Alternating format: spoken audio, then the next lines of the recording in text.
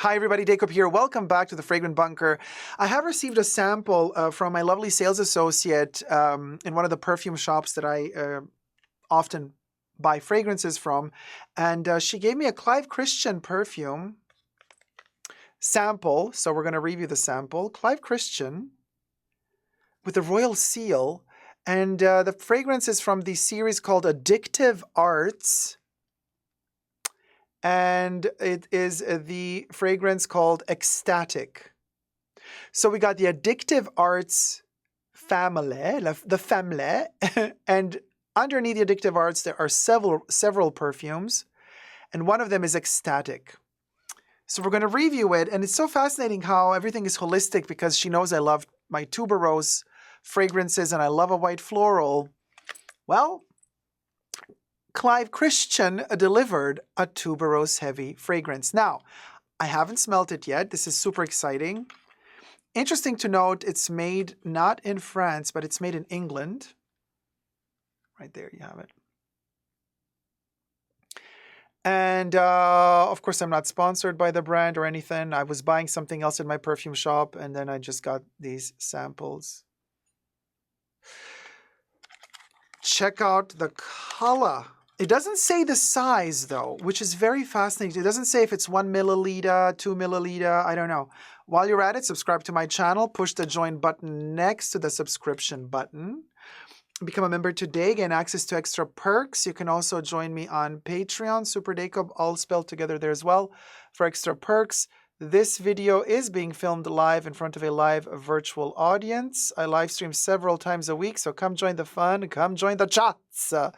Hello to my co-chatters, and thumb up the video and subscribe while you're at it. Everything I say in this video is for entertainment purposes only, not rooted in truths or facts. Everything's a legend, just my opinion. This juice, look at the color of this thing. This is insane. This is like brown. It's brown, and this is a fresh batch. This is a fresh batch. Now, promising colors is more. I did some research here, you guys, and I'm a little bit shook for several reasons. Because, well, I mean, if we go to the About section on the Clive Christian website, we start reading about the brand and their products.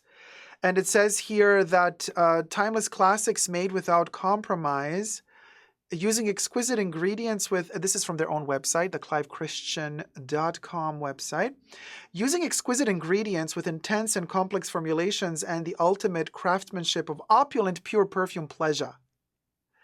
Blending a royal British history with visionary flair to stand outside time for highly expressive, uniquely personal perfumes, the ultimate form of self-expression.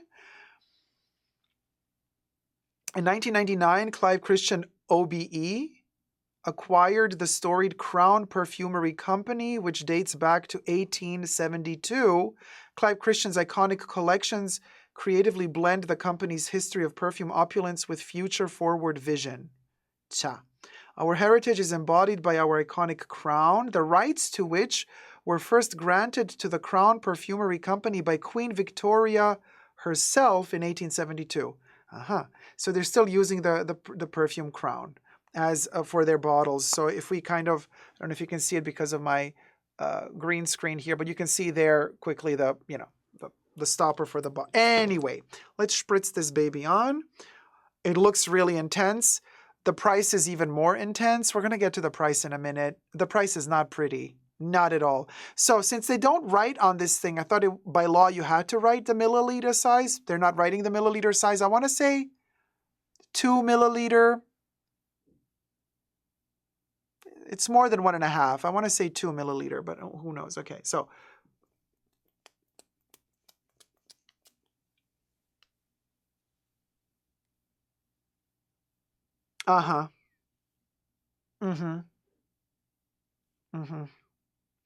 Okay. All right.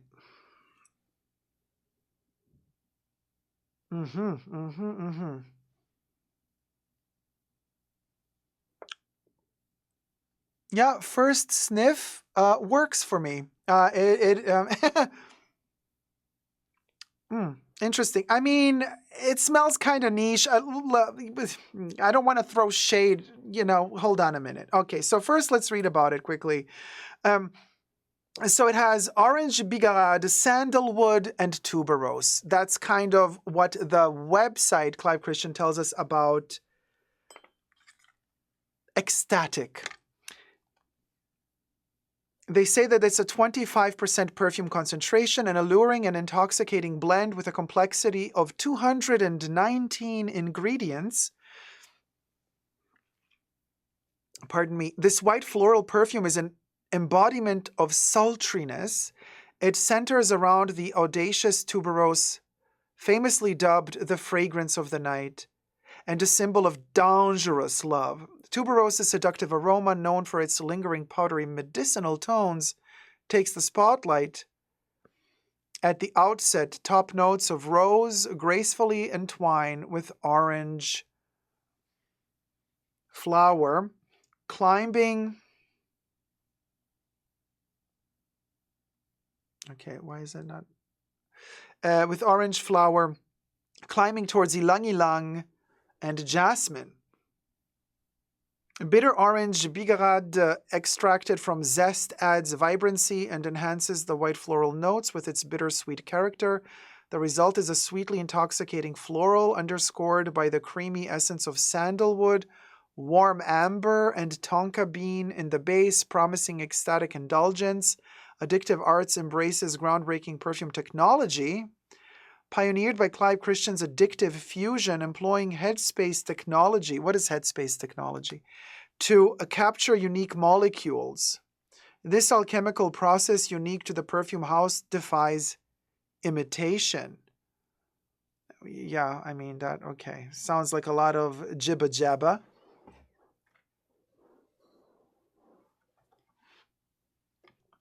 Let's let it simmer a little bit. So it has been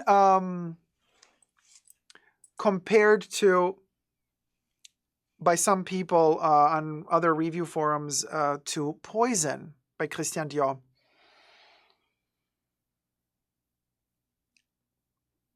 I love my original 1980s, 1986, 1985, even if you're lucky enough, 1986 Poison Eau de Toilette more than the Esprit de Parfum. Poison that went into Eau de Cologne Light. Poison also had a extrait version, like a parfum version, before the reformulated extrait version that came out during Demachy's era.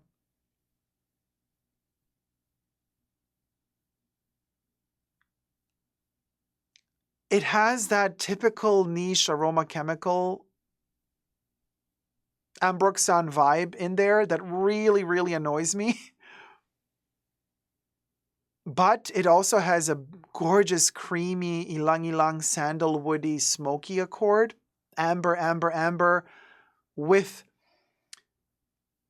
tuberose, and the tuberose is bubblegummy. It's a soft bubblegum tuberose, very similar to a fracas version of the tuberose.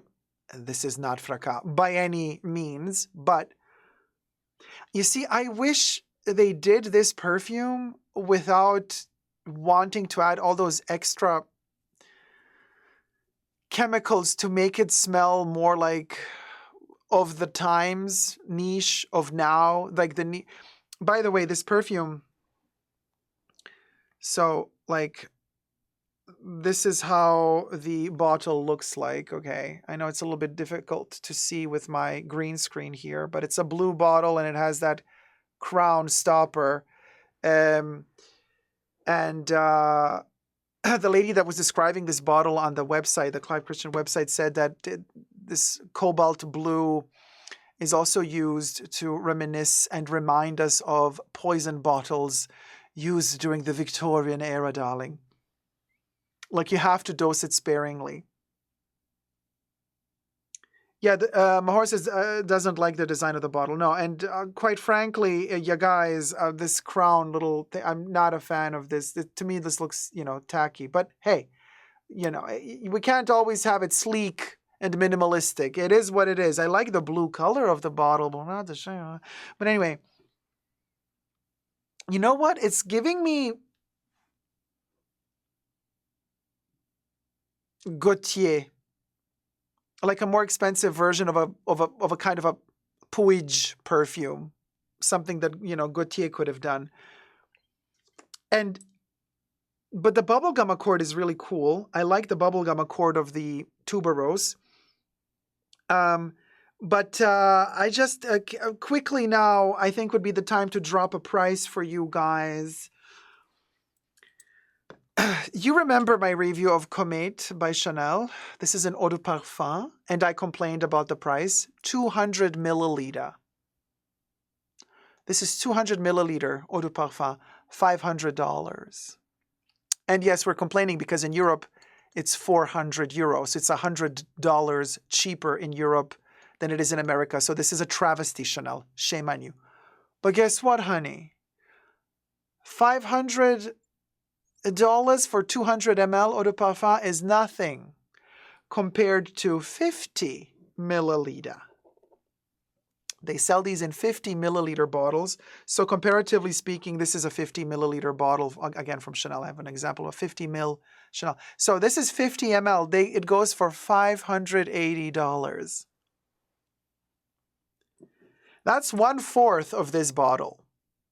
Okay, if you were to split this bottle in 4 parts, then you get the price plus $80 on top for a Clive Christian perfume. $580 plus tax for 50 milliliters of this perfume, which is Clive Christian's Addictive Arts Ecstatic is the perfume. 50 milliliter, $580. Now, listen, Linda, by all means, if money is of no importance to you, sure, make it cost $1,000. I really don't care. But my problem is, does this thing smell like you put so much money into it?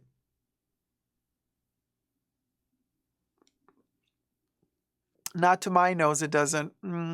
It still has those typical for niche perfumes, aroma chemicals that try to make you kind of addictive a little bit, addicted.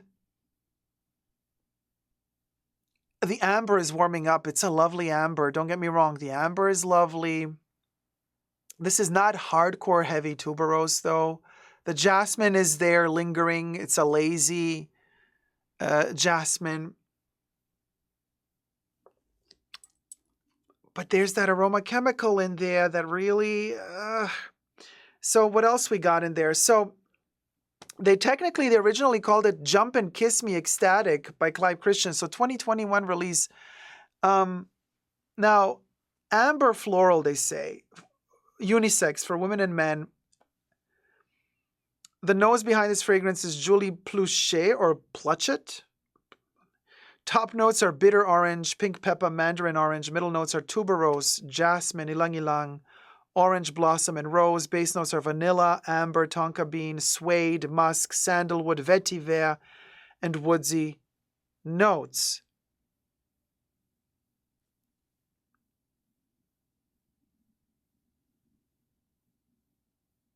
The brand considers these two perfumes. So wait, in 2021, Clive Christian brings back to the market two perfumes from the Addictive Arts collection in 50 milliliter bottles, Jump Up and Kiss Me Ecstatic and Jump Up and Kiss Me Hedonistic. So we did the Ecstatic here, not the Hedonistic. The perfumes were originally launched in 2017 as limited edition, so this is a relaunch. The brand considers these two perfumes to be truly cult, inspired by William Shakespeare's Summer Night's Dream. That's the Hedonistic one. Story of ecstatic enjoyment and hedonistic reckless abandonment. Yeah. Jump Up and Kiss Me Ecstatic, which is the one we're testing today, is a seductive and intoxicating blend with 25% perfume concentration. This white floral perfume is built on the shameless flame of tuberose, a flower known as the scent of the night and a symbol of dangerous love. So again, mandarin, bitter orange, pink pepper, Heart, top notes, heart notes, rose, orange blossom, tuberose, jasmine, ylang ylang. Base notes, amber, musk, tonka, sandalwood, suede, vanilla, vetiver. Delicate woods, they say.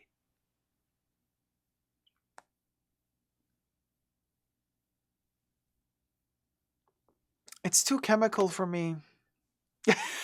Too, cha, and my hair's $580 for 50 ml. I don't know what to say, you guys. I mean, is it lovely? Yeah. Yes. It's lovely. Does it smell like something I've never smelled before? No. Does it smell like it's worth $580? No.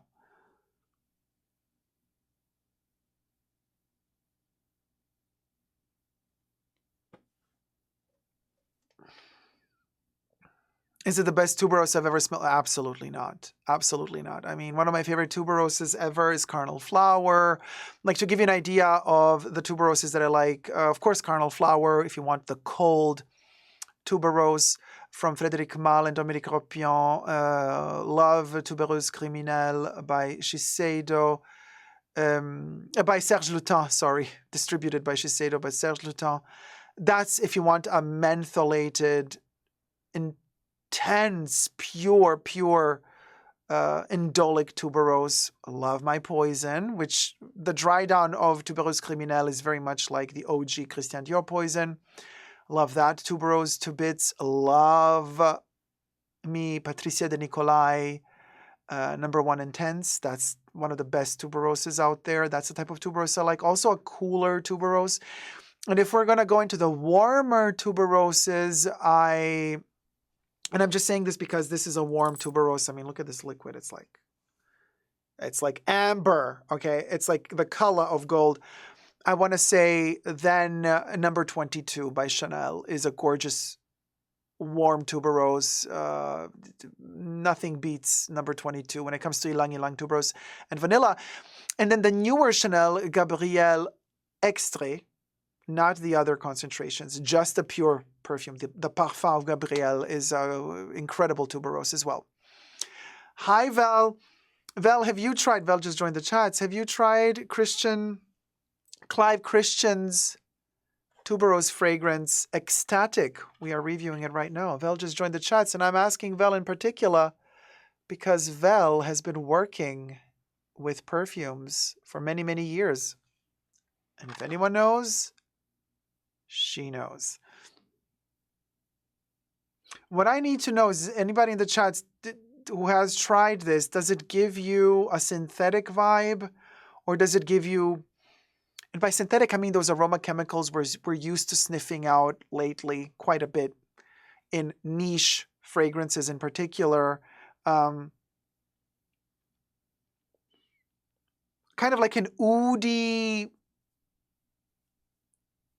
Ambroxan type of vibe that is bordering to Baccarat Rouge. Doesn't go there, but in that territory, that type of aesthetic of let's say Maison Francis Courjean, Baccarat Rouge, that type of vibe, but then made with a technology that they're using in England, right? Because this one is not made in France, it's made in the UK, which there's a difference, things smell differently when they're made, in the UK also. Val says, I haven't smelled this one in particular, but I've tried others from Clive Christian and they are nothing remarkable. Well, Val, 50 ml of this little baby, 50 ml, is $580.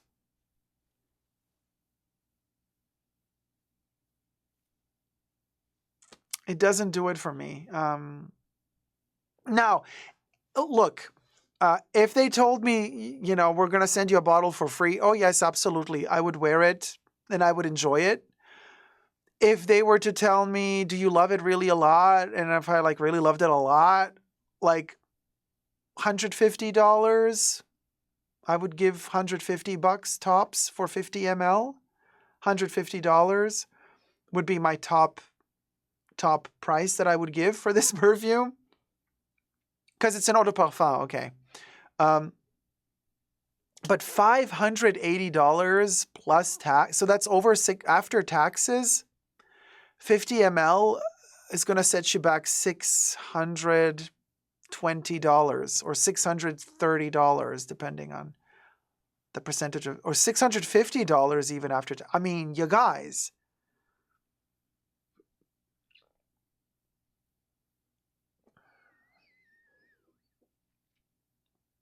Mahora says $150 for 50 ml is almost impossible nowadays for niche. I agree with you, but that's how much I would give it. So that's just what I think this is tops worth.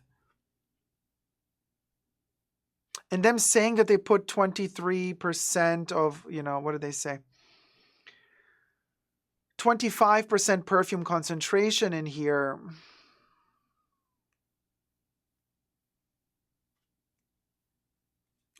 Okay.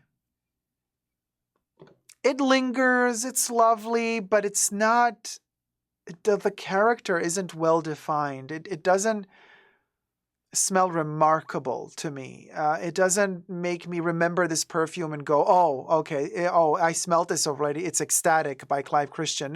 It smells of, if I were to smell this again somewhere else, I would say, oh, it smells like one of those niches I've smelled lately. You see what I'm saying here? It's not going to give me a very specific visual. You know how usually perfumes speak to me and they give me a visual. They give me some sort of story. This one tells me like, hey, I'm niche. And I'm like, okay, so what's the story you got? Okay, girl, what's the story? And then the perfume's like, well, no, like niche, like the fancy, like the fashionable, the trending type of smell from a couple of years ago that's still in production. I'm like, oh, okay. The trending niche.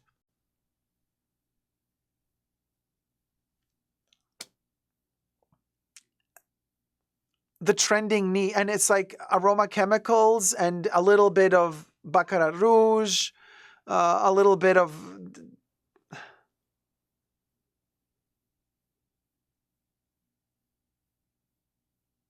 Every single niche perfume I've smelled lately, a little bit of Ambroxan vibe lingering in the background, a little bit of that chemical oomph, a little bit of Jean-Paul Gaultier perfumes done by Puig lately, like Scandal for Men. It's like all of that, but then $580 for it. And I'm like, well, I could get the same effect for much less from another brand, so... Yeah, this to me, it's a concept that has a beautiful color. Don't get me wrong. Look at this gorgeous color. It makes me feel amazing just looking at it. But let's see how this thing dries down. Maybe the dry down is going to be more emblematic. I mean, if we have all of these woodsy accords, sandalwood in the bottom, vetiver, musk, suede, tonka bean, amber, vanilla, like these are all hard, heavy hitters. When they're all combined together, plus if it's true what they're telling us that there's over 200 ingredients in here.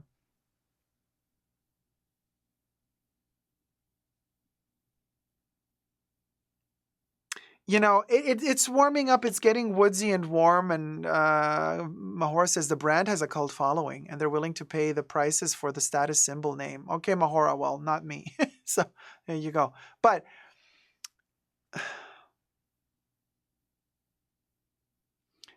Yves Saint Laurent was going in this direction with their, we're not supposed to use the terminology anymore, but they called it the Oriental collection back in the day when they made their square golden bottles. This was back in I can't remember, 2014, 15 when they first came out. And but much better than this, in my humble opinion. So I actually bought a bottle the second it came out. I loved it to bits. Noble Leather. Do you guys remember Noble Leather? Noble Leather does not have any tuberose in it, but Noble Leather has a ton of saffron, really expensive saffron in there. Gorgeous, like a potpourri of dried fruits, like a brandy, boozy accord, and smells like Coke too. The white type. But I wouldn't know about those things, so I was just told. So anyway, that perfume was insanely intense, unfortunately discontinued. It was kind of like the beginning of that era of this, where we are now.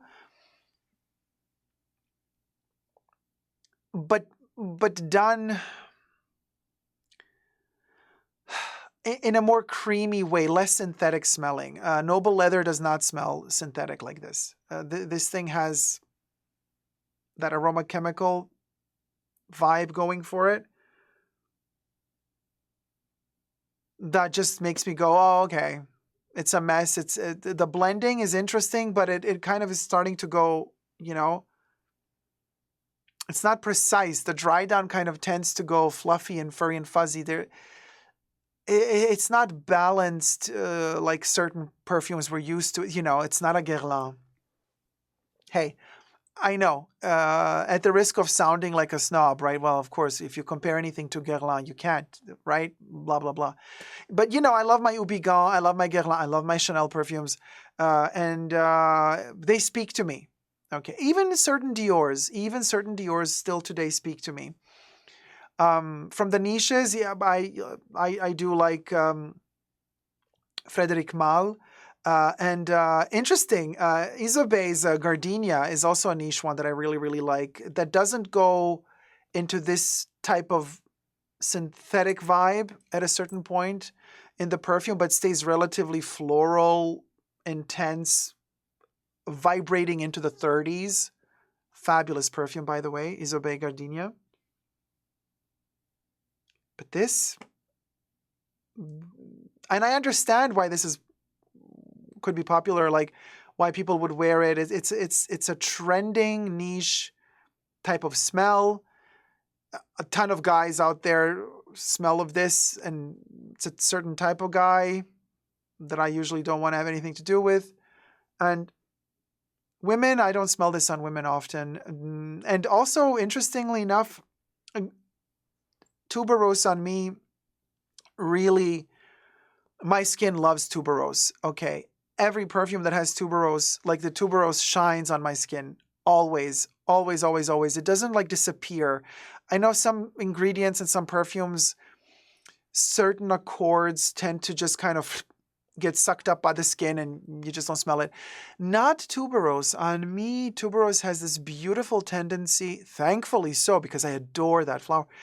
It has this tendency of vibrating, pulsating, emanating from my skin for hours and hours. And I just enjoy, really, you could say almost any tuberose perfume that I'm wearing. But here I don't really smell out that tuberose. I mean, it's there, but it's not like, and I think it's because it's a very messy composition. And I think a lot of the tuberose is being drowned in the vanilla, in the amber, in the tonka bean, in the suede, in the musk, in the vetiver, in the woodsy notes, in the sandalwood. It's a lot. Like the tuberose needs a more crystalline, vibrant composition, balance.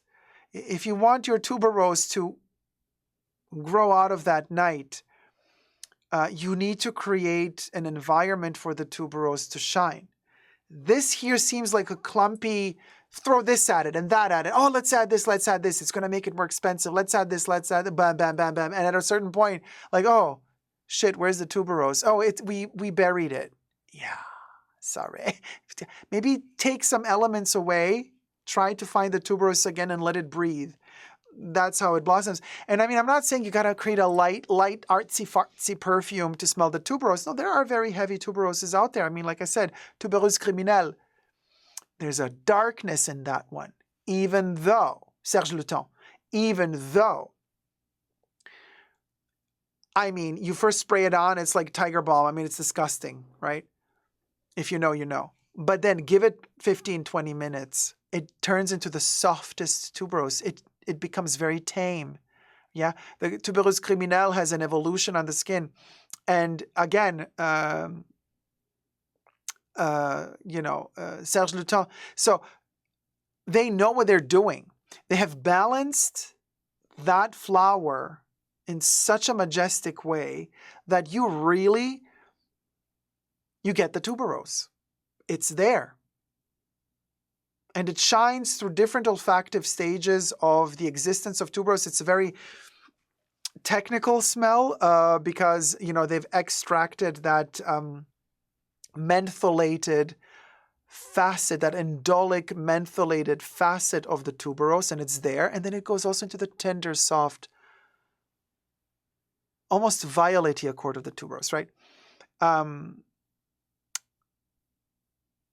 Then, if we are to see cardinal flower tuberose, super intense, the melon is in there, the minty accords, but then that one also goes into tuberose. At a certain point, you're like, oh my God, this is like I have been dropped inside a bottle of pure tuberose extract, and it is intoxicating. So there are ways of getting a strong tuberose.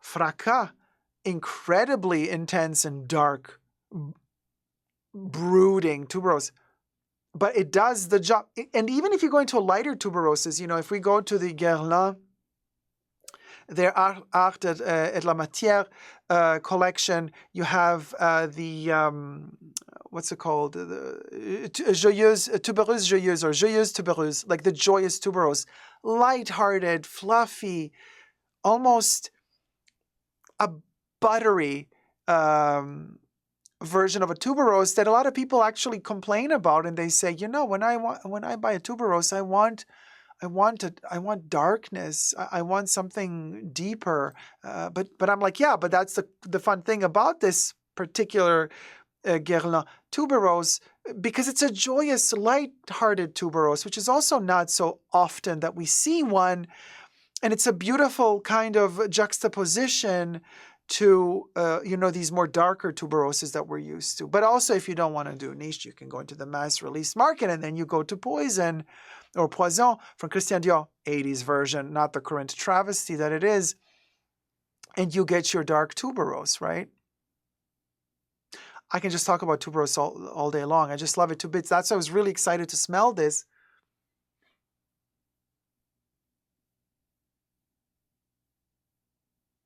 Amber, synthetic amber, clumpy synthetic amber that kind of buried the tuberose underneath.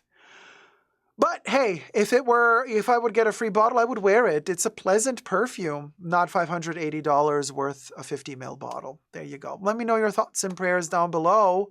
I tried. I really did. I did not want to not like this one. I wanted to say, oh, hell yeah. I'm going to drop $580 for 50 ml bottle because this tuberose is the best tuberose I've ever smelled. It ain't. It ain't. Not to me, at least. In my humble opinion. Mahora says, Nuit de Bakelit is also worth mentioning. Very true. Mahora actually made me try it out several years ago. Not my cup of tea, but I respect it. I respect Nuit de Bakelit, and it's a much better price. So if you want more of a tuberose, so Mahora says Nuit de Bakelit is also worth mentioning. It's one of the 3 dark musketeers together with Cardinal Flower and Tuberose Criminelle. Nuit de Bakelit is a dark one. It's a bitter. It's like a green grass, tobacco, bitter tuberose vibe. It's a fascinating conceptual perfume, and I respect it. I don't wear it. It goes acidy bitter on my skin, so I don't wear it, but I do respect it. I do respect it. And the price is much better than this one. That too.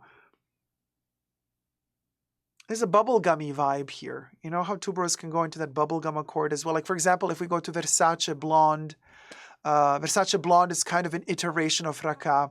You have that, Mahor, I think you said you call it the cucumber bubblegum accord that Versace Blonde has in the opening notes.